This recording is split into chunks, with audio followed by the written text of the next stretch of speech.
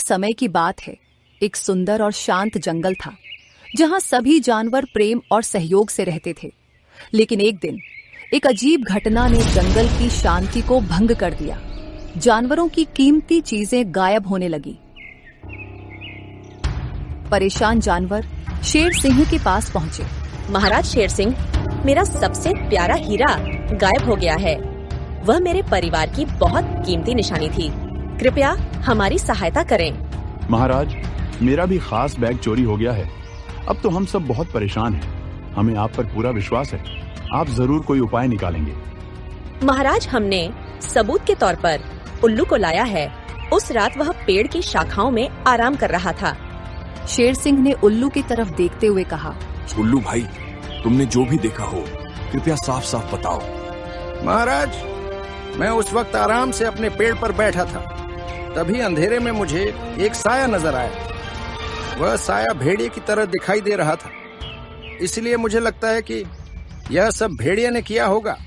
महाराज, मैं निर्दोष हूँ। कृपया बिना पूरी जांच के मुझ पर आरोप न लगाइए। शेर सिंह कुछ सोचता है और बोलता है, हमें जल्दबाजी नहीं करनी चाहिए। उल्लू ने साफ नहीं देखा था, लेकिन जंगल की सुरक्षा सबसे पहले है। भेड़िया, कुछ समय के लिए जंगल से दूर रहना पड़ेगा, जब तक सच्चाई पूरी तरह से सामने न आ जाए। ना चाहते हुए भी भेड़िए को जंगल छोड़कर जाना पड़ता है।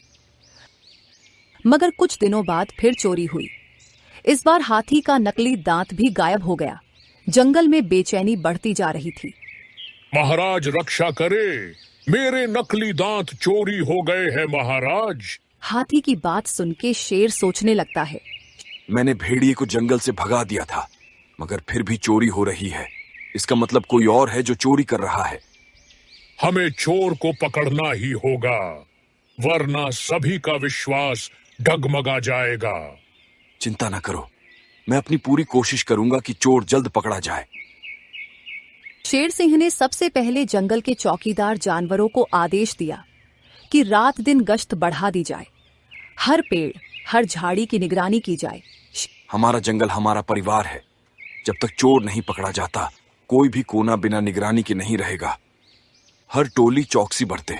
शेर सिंह ने जंगल में कई जगह मीठे फल, चमकदार वस्तुएं और गहने रखवाए, ताकि चोर लालच में फंस जाए। हम कीमती चीजें खुली जगह पर रखेंगे। चोर को लगेगा कि उसे आसान शिकार मिला है, और वहीं हम उसे रंगे हाथ पकड़ लेंगे। हमारी आंखें आसमान में भी होंगी। कोई भी हलचल हो तो मुझे रिपोर्ट की जाएगी। कि शेर ने कुछ चुने हुए चतुर पक्षियों को चुपके से पेड़ों पर बैठाया, ताकि वे नजर रख सकें। मुझे किसी भी हालत में इस चोर को पकड़ना ही होगा, नहीं तो यह मेरे जंगल वासियों का जीना मुश्किल कर देगा। उम्मीद करता हूं इस जाल में वह फंस जाएगा। अरे ये क्या, हर बार मेरी रणनीति विफल क्यों हो रही है? लगता है बहुत चालाक चोर है। शेर सिंह की सारी मेहनत बेकार जाती रही। काफी दिन हो गए, मगर शेर चोर के बारे में कुछ मालूम नहीं कर पाया। अब इस बात से परेशान जानवरों ने एक दिन सभा बुलाकर बोला, महाराज, इतनी देर क्यों लग रही है? जंगल में चोरियां बढ़ती जा रही है। कुछ कीजिए, वरना हमें ही कुछ करना होगा। मैं आपकी भावनाएं समझता हूं, इसलिए मैं वादा करता हूं कि अगर मैंने 7 दिन में नहीं ढूंढा तो ये जंगल छोड़कर चला जाऊंगा। ठीक उसी वक्त झेब्रा नाम का एक चतुर जानवर जंगल में आया। महाराज, अगर आप अनुमति दें तो मैं चोर को पकड़ने की कोशिश कर सकता हूं। मुझे आपकी मदद करने का अवसर दीजिए। अगर तुमने सच में उस चोर को पकड़ा तो मैं तुम्हें मंत्री बना दूंगा। ये मेरा वादा है।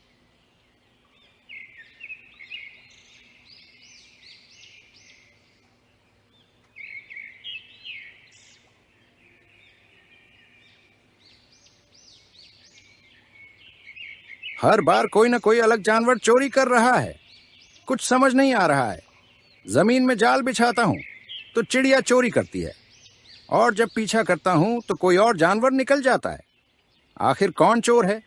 झेब्रा ने कई योजनाएं बनाई, पर चोर हर बार बच निकलता।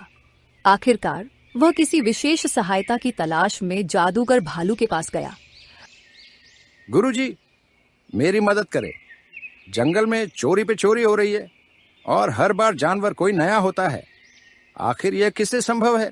संभव है एक जादुई क्रियाविधि की सहायता से। गुरुदेव भालू, आपकी बुद्धि और शक्तियों का हमें सहारा चाहिए। कृपया हमारी मदद करें। तुम्हारी नियत नेक है झेब्रा। ये लो, जादुई पत्थर। जो भी दोषी होगा वह इस पत्थर के सामने खुद को रोक नहीं पाएगा। वह खुद ब खुद अपना गुनाह कबूल करेगा। भालू उसे एक चमकता पत्थर थमाता है। जंगल के बीचों बीच सभा बुलाई गई। सभी साथियों से अनुरोध है कि एक एक कर इस पत्थर के सामने आएं। यह पत्थर जादुई है। इसके सामने आने से यह बता देगा कि कौन है असली चोर। हर जानवर को पत्थर के सामने खड़ा होना था। सभी जानवर बारी बारी से आते हैं।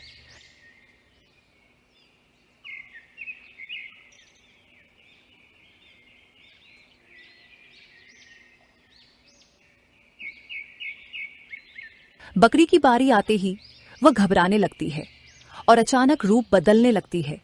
अलग अलग जानवरों का रूप। बकरी, तुम ही थी चोर। तुमने यह सब क्यों किया? महाराज, कभी मैंने आपसे शादी का प्रस्ताव रखा था, लेकिन मेरा मजाक उड़ाया गया और मैं आहत हुई। मुझे लगा मेरी अहमियत साबित करनी चाहिए। मेरे पास एक जादुई किताब थी। उसी किताब की मदद से मैंने जादू सीखा और यह सब किया। मैं अपनी गलती के लिए तुमसे माफी मांगता हूँ, मगर मैंने जंगल के नियम अनुसार यह फैसला लिया। शाकाहारी और मांसाहारी का योग नहीं है।